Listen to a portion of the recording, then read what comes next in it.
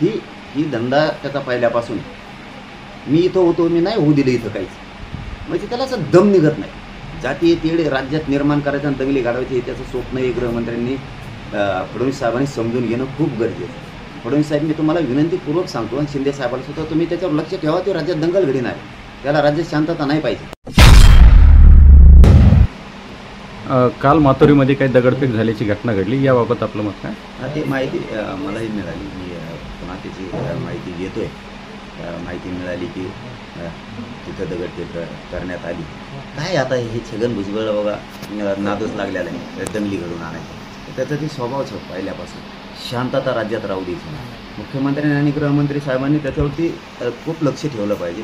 त्यांनी सहज ही विषय नाही घेतला पाहिजे, कारण त्यांनी सहज घेतल्यामुळं त्याला थोडी ते मस्ती आल्यासारखा करतो. कारण आत्ताच उघडं पडलं की तिथं अंतरवालीला आंदोलन सुरू आहे, त्याच्यापुढं त्यांनी बसवलं. आम्ही गोरगरीब ओबीसींना स्थानिक लोकांना दोषच देत नाही, त्यांचा दोषच नाही, घेऊन आधी लावतो. याचा तो स्वभावच आहे. त्याला तिथं दंगल घडून आणायची, वाद घडून आणायचा, संघर्ष करायचा, पेटवापिटवी करायची. गोरगरीब अडचणीत आले पाहिजे ओबीसी, आणि गोरगरीब मराठीसुद्धा अडचणीत आले पाहिजे. ही धंदाच आहे त्याचा पहिल्यापासून.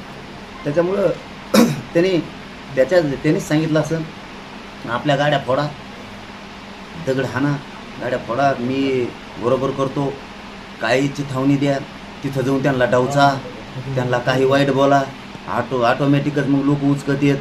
म्हणजे त्याला ते ढवचायची सवय लागलेली. खुन्नशीसारखं बोललं की मग ऑटोमॅटिकच माणसाला राग येतो. त्याचे ते स्वभाव आहे. त्यांनी मग त्याच्या गाड्या त्यानेच फोडल्याचं मला 100% डाऊट आहे त्याच्यावरती. का शक्यता असू नये? तुला इथं साधलं नाही, इथं ओबीसीत मराठ्यात मी नाही दंगल होऊ दिली म्हणून का शक्यता असू नये? तू तिकडं कुंकड गेला, तू तिकडं पण साधायला लागला, तिकडे सुद्धा गोरगरीब लोकांना सांगायला लागला स्वतःच्याच गाड्या फोडून घ्या.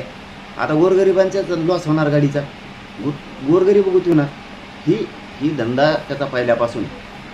मी इथं होतो, मी नाही होऊ दिलं इथं काहीच. म्हणजे त्याला असं दम निघत नाही.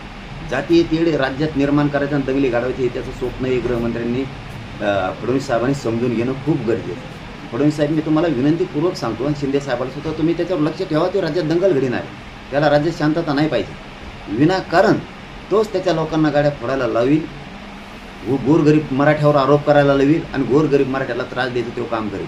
माझ्या बीड जिल्ह्यातल्या एकाही मराठ्याला त्रास नाही झाला पाहिजे. आणि मी पालकमंत्र्यांना सुद्धा सांगतो बीडच्या की माझ्या लोकांना त्रास होता कामा नये. तो जाणून बुजून येणेच गाड्या फोडायला लावेल आणि माझ्या मराठ्यांना बीड जिल्ह्यातल्या त्रास द्यायला लावेल. त्या मातोरी गावातल्याही लोकांना त्रास नाही झाला पाहिजे आणि बीड जिल्ह्यातल्या मराठ्यांनाही त्रास झाला नाही पाहिजे. तुम्हाला मी प्रामाणिकपणानं सांगतो, तो फड्या करतोय त्याच्या नादी लागून तुम्ही गोरगरीब लोकांवरती अन्याय करू नका. मराठ्याचे नसता याचे परिणाम मराठा समाज राज्यातला गप्प बसणार नाही आहे. तुम्ही जर हमेशा असंच करत गेला तर राज्यातला मराठा समाज गप्प बसणार नाही.